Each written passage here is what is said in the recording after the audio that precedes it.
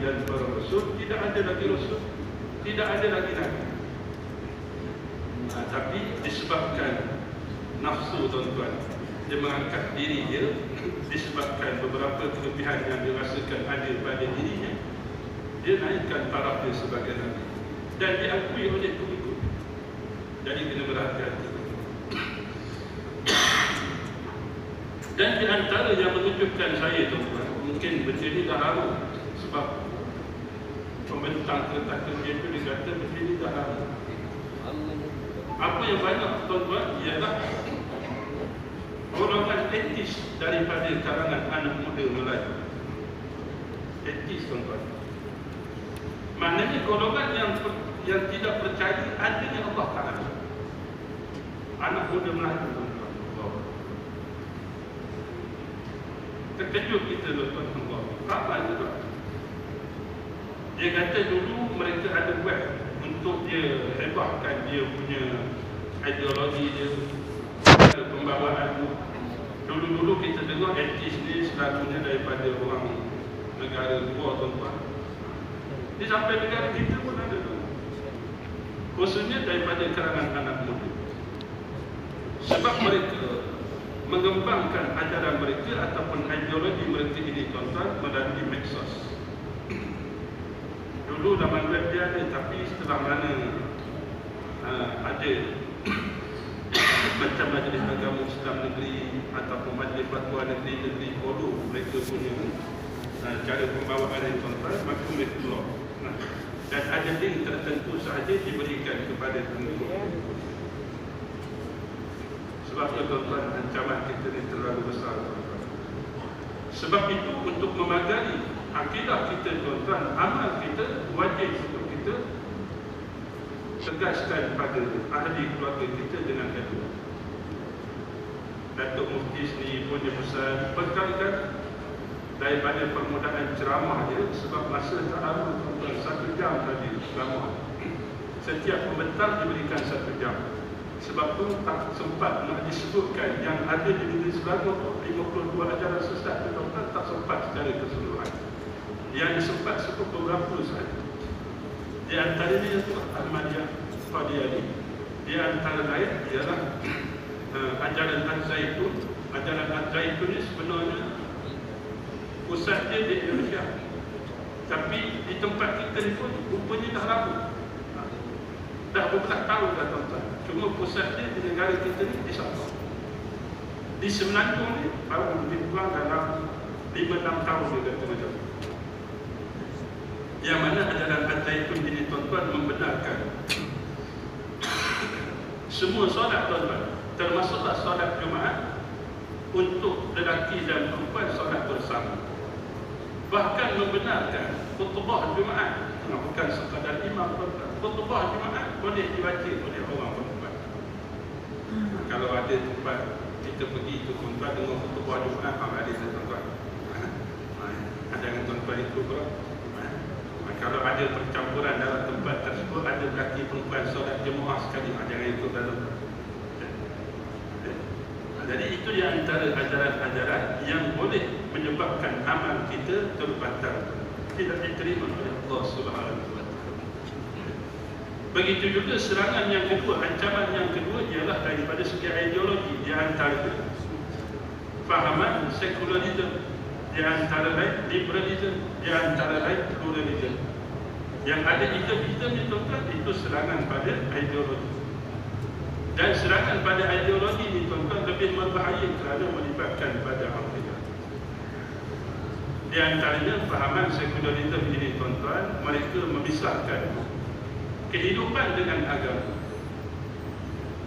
Di antara kesan daripada fahaman sekularisme ini tuan-tuan ialah kesan daripada penjagaan. Dalam bab ibadat tidak ada halangan untuk umat Islam melaksanakan ibadah. Contoh nak solat, tidak ada halangan, silakan untuk solat. Melaksanakan ibadat puasa, datang bulan Ramadan nak berpuasa, tidak dihalang. Begitu juga dengan ibadat zakat, begitu juga dengan ibadat haji. Nak menunaikan ibadat haji tidak ada halangan, boleh. Tapi bila mana melibatkan kehidupan bermasyarakat, berkaitan dengan ekonomi, berkaitan dengan kenegaraan, berkaitan dengan undang-undang, jangan campur dengan agama. Ini serangan pada pemikiran. Dan golongan sedemikian pun tuan-tuan telah dan mereka dia menjadi virus. Sebab itu kena berhati-hati. Dan apa yang saya sebutkan di awal tadi, pagarnya dialah dengan adanya ilmu. Kembali kepada kita memahami isi kandungan Al-Quran Karim dan hadis Nabi sallallahu alaihi wasallam. Sebab itu tuan-tuan, alhamdulillah Masjid Surau Majlis Selangor ni tuan-tuan dinyempatkan dengan majlis ilmu tuan-tuan. Luangkan masa, bawa ahli keluarga kita datang majlis ilmu tuan-tuan, supaya kita dapat memahami akidah Ahlus Sunnah wal Jamaah yang sebenar. Bukan sekadar ahli sunnah wal Jumaat ataupun ahli munah wa balah. Itu lagi bukan. Jadi tiga tuan-tuan. Satunya ahli sunnah wal Jamaah. Yang kedua ahli sunnah wal Jumaat, maknanya faham kelebihan ahli sunnah wal Jumaat, kelebihan benda sunat saja. Kadang-kadang bertukar yang sunat jadi wajib, yang wajib jadi sunat. Itu bahaya juga. Yang ketiga lagi terungkap wasak segalanya, yakni munah dan balah. Na'udzubillah. Jadi cukup sekadar itu sebagai peringatan kita bersama sebab masa terbatas. Jadi sebelum kita tangguhkan perkongsian tazkirah kita tuan-tuan, ada beberapa penelitian dan juga hebahan daripada pihak pentadbiran dan urusan masjid.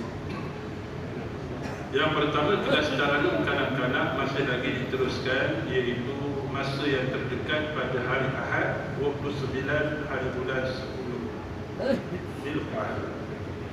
Dimaksud mungkin yang ke depan tuan-tuan, minta maaf saya baca di sini je tuan-tuan. Hari Ahad yang ke depan je lah. Hari Ahad yang ke depan. Ini ke yang faham. Minta maaf tuan-tuan. Jadi hari Ahad yang ke depan je tuan-tuan.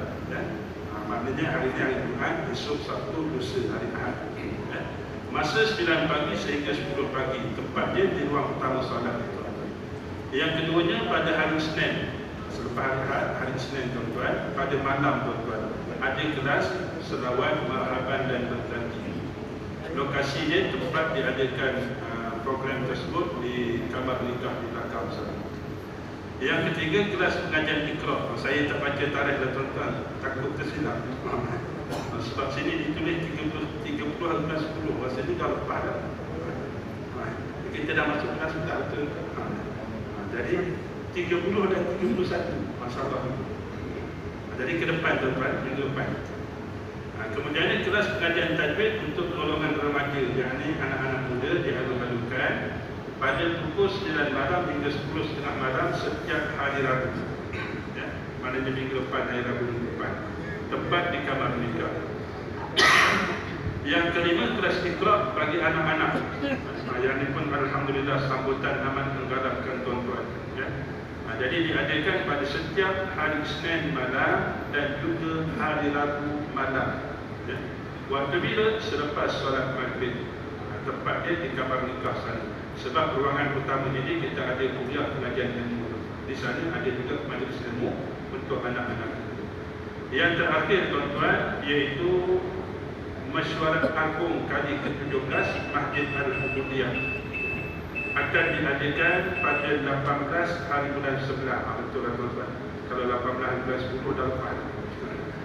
18 hari bulan 11 tuan-tuan, pada hari Sabtu, pada pukul 9 pagi. Kita akan buat di ruang utama ni lah tuan-tuan. Ya. Maknanya ada kurang lebih 2 minggu lagi tuan-tuan. Ya. Akan diadakan Mesyuarat Agung kali ke-17 Masjid Al-Ubudiyah. Ya. Jadi diadu-adukan untuk tuan-tuan hadir, ya, untuk memberikan idea ataupun pandangan yang membina untuk sama-sama kita mengibaratkan rumah Allah Subhanahu wa taala. Insya-Allah. Itu sahaja kita akhiri pertemuan kita dan bacaan tasbih kafarah. Subhanallah wa bihamdika asyhadu an la ilaha illa anta astaghfiruka wa atubu ilaik. Assalamualaikum warahmatullahi wabarakatuh.